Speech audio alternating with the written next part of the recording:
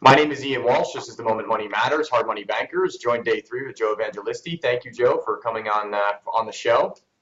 Thanks for having me. As I usually like to state in some of these shows, Joe and I have not been wearing the same clothes for 3 days. This is going to take us a total of an hour for 3 days worth of work. Maybe Joe, I don't know. Yeah. But so leveraging time, right? 3 days worth or 4 days worth of work in 20 minutes or an hour. So guys, we were talking about building businesses. Joe runs really successful businesses in South Jersey. He helps really do a great job of mentoring people. Just the people I know in our market space that have flourished in their business. I mean, to another level. Some of the top players in the market have come from, have somehow been in touch with you. Specifically, you've been the common denominator with them. So you had mentioned in a prior video, which I think would be interesting for people to know, that when you're looking at a business, especially from an entrepreneur standpoint, you say they're running around like maniacs, doing everything. You're not running, the business is running you. You're not really running your business at that point. You sit them down and you say, hey, I want to isolate a few territories or a few areas of your business. What are like some common ones? Because businesses are all fairly similar at similar different phases. What are some common traits that you say, hey, these are 3 high level activities you need to focus on now if you want your business to go to the next area? Oh, that's an interesting question. You kind of caught me blindsided there. So for individual entrepreneurs, I wouldn't say that there's 3 specific things that they do that are all specific traits that anyone else is. They're not all putting out the same type of fires. But there are 3 things that I kind of took note on that I think are good things that for business leaders to really start to look at for their business in order to see that next level of success. So that's kind of the thing I took my notes on, actually. I don't think that there's actually 3 common mistakes, let's say, that entrepreneurs are doing that all entrepreneurs do. You're putting out this different fires than the next guy that I am, that the other CEO's doing. Like, we're all putting out our own things.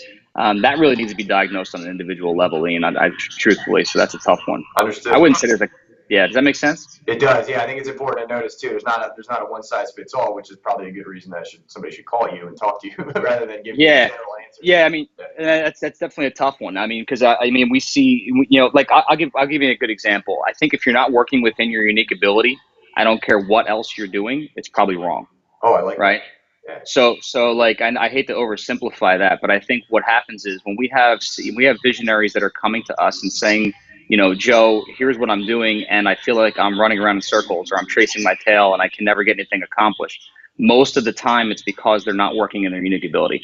So, if they're doing anything else besides their unique ability, they need to elevate and delegate that stuff away so they can be focused on their unique ability, and they can be focused on growing their business and starting to look at that 30,000-foot view of how they can, manipulate the chess pieces and start to grow from that piece, right?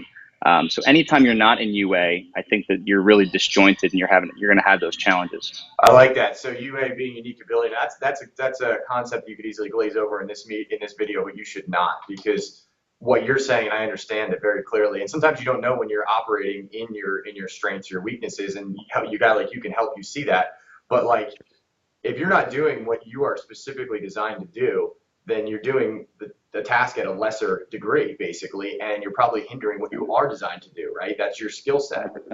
100%. Yeah. I really think now, actually, as you say that, I was actually thinking in my head, I'm like, do I on a day-to-day basis make sure I'm operating in my own strengths? Because it's like you said, you have the right people around you that can handle the things that they're good at, right? Because you're really finding their unique abilities to be strong at that you're not good at, and then you can create that same kind of talent that you have in that unique ability, therefore your leverage and the talent pool we were talking about. So 100%. I actually, after this video, I'm legitimately going to go back and make sure that I'm not doing anything on a daily basis. That's not 100%. Yeah. It would be like I asked you to go design a logo, right? And you've never designed a logo before, and you opened up Microsoft Publisher, and you're like, I'm going to start from scratch. It might take you 3 days to design a logo, where I have my guy downstairs can do it in 15 minutes. It doesn't make any sense for us to work outside of our unique abilities. It might be it might be your gift to design logos. Maybe that's what you should be doing, but the challenge is that we have to find our place, and we have to find our zone, and we have to stay in our zone as much as humanly possible, because we only have 24 hours a day. I love it, man. I really like that. So, Joe, how do I find you? I want to come to your retreat next week. How do I do it? How do I get a hold of Joe? Yeah, definitely. I mean, if you're interested, the best way to do it is a one-on-one chat. You want to find me on Facebook. Facebook handle is J Evangelisti. It's JEVANGELISTI. You can send me a message right on Facebook, or you can send me an email, joe@theflipking.com. Perfect. And as you guys know, Ian at hardmoneybankers.com. You guys are probably watching on Facebook, so we'll do the big interview tomorrow.